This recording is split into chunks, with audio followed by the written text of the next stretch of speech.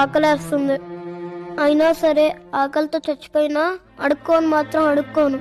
మరి డబ్బులు రావాలంటే ఎలా? అన్నా,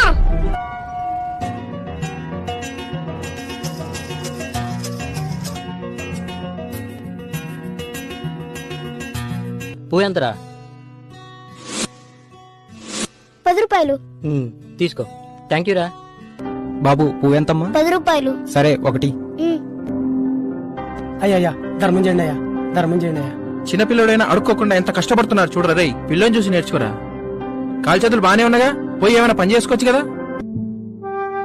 అక్క, అన్నం ఎంత? 30 రూపాయలు. పప్పు 20 రూపాయలు. 2 కల్పించండి అయితే. పక్కనే కూర్చొని అడుక్కోమని చెప్పాను కదా, ఎక్కడికి వెళ్ళావు?